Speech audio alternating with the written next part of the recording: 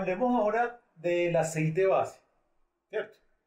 El aceite base, ¿qué origen tiene? ¿O qué origen, sí, qué origen tiene el aceite base? Bueno, básicamente es derivado del petróleo. Derivado del petróleo. ¿Sí?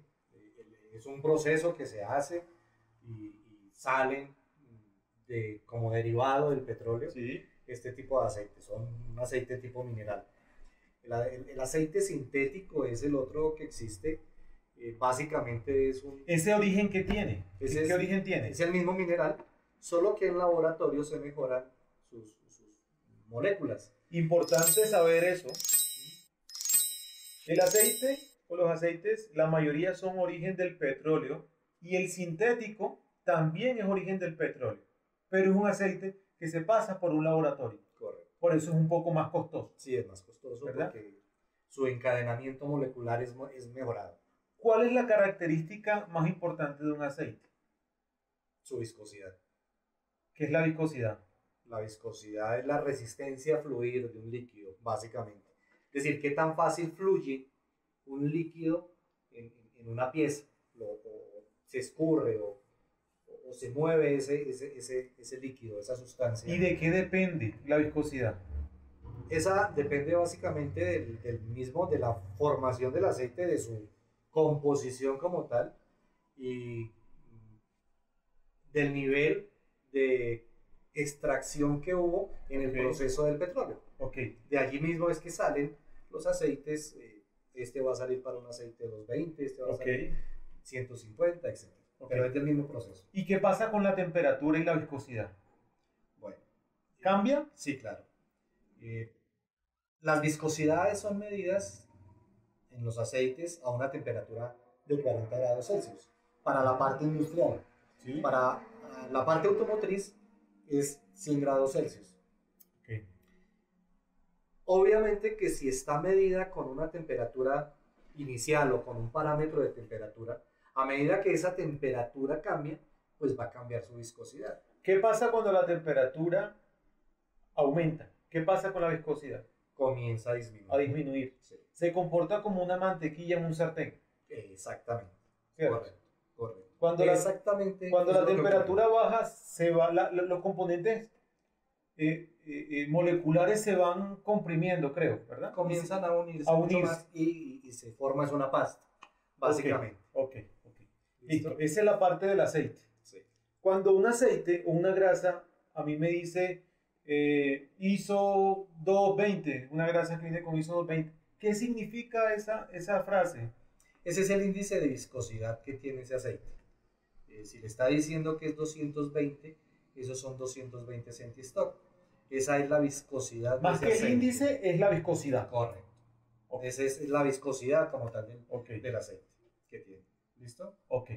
Importante saberlo de cualquier ficha técnica, ¿verdad? Claro, eso en todas las fichas técnicas de los lubricantes, ya sea de las grasas o sea de un mismo aceite, debe venir naturalmente su principal característica, el índice de viscosidad que tiene ese aceite.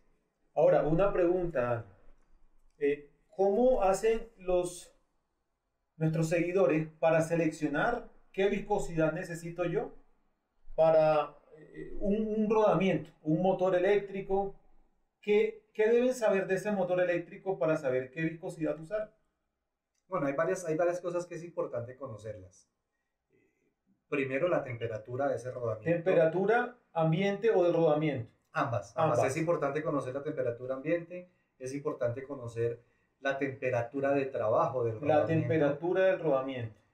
La velocidad. La velocidad, muy importante. Yo creo que con esos datos... Y la carga. Y la carga. ¿Para qué?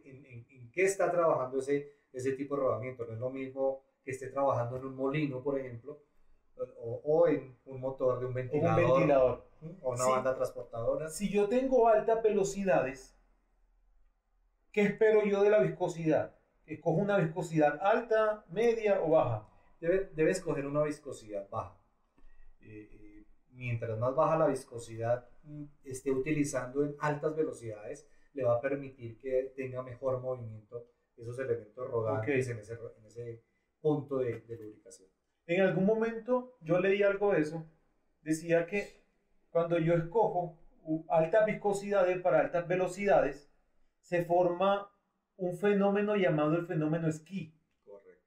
que el elemento rodante, en vez de girar, lo que hacía era patinarse, Deslizarse. que ese no es el objetivo. No, no. Y eso es lo que comienza a causar alta temperatura en el rodamiento. Ah, A veces nos equivocamos y decimos, no, ese rodamiento trabaja con una viscosidad de 220, de 300 centistock, pero va a una velocidad de 3000 revoluciones Sí. por minuto y los elementos rodantes lo que están haciendo es deslizarse, que es lo que usted acaba de comentar, deslizarse, y eso es lo que comienza a generar mucha más fricción y a calentar ese rodamiento. Ahora, se me viene a la mente una frase que he visto mucho en planta y dicen, use esta grasa que es multipropósito y le sirve para todo.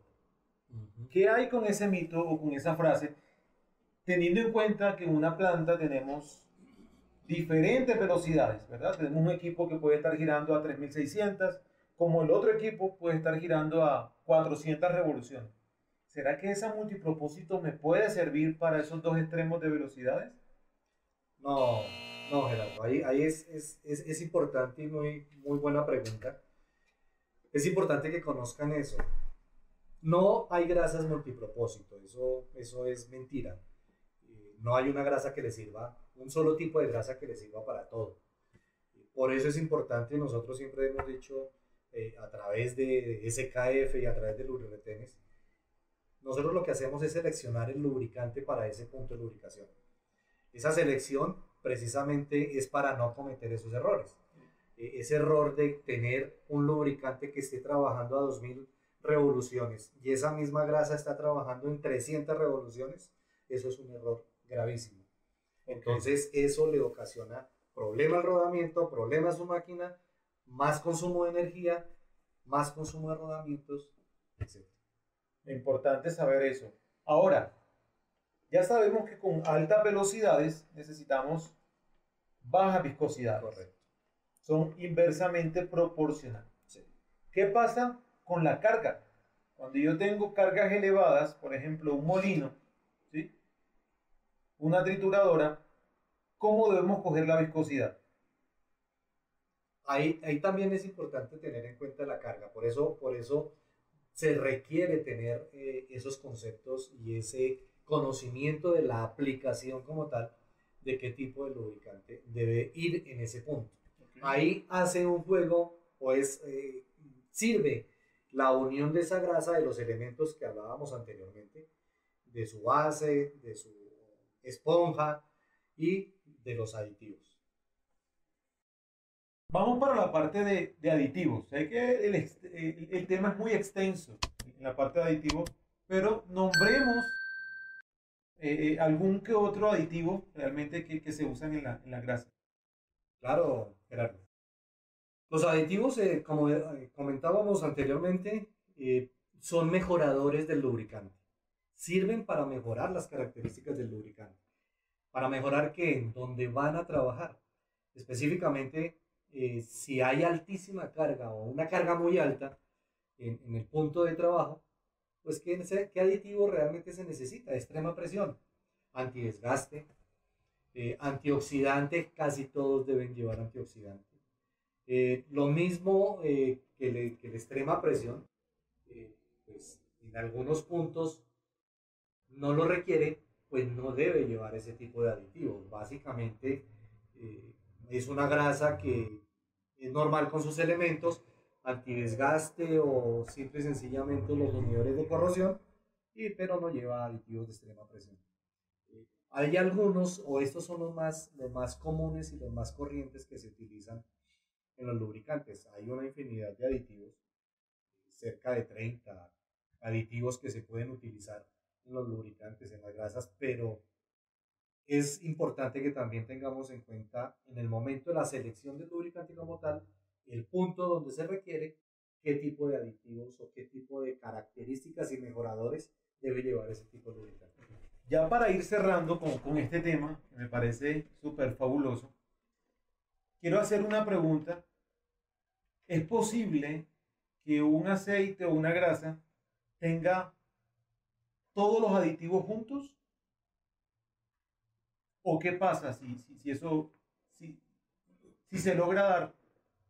Mire que hoy en día se han desarrollado tanto los lubricantes, y eso es lo que específicamente me gusta de las grasas SKF, que se han desarrollado tanto sus espesantes, que hay grasas, por ejemplo, como el GWA2, Que no tiene aditivos. que no tiene el tipo de aditivo de extrema presión, Wow. pero se comporta como una grasa con aditivos de extrema presión.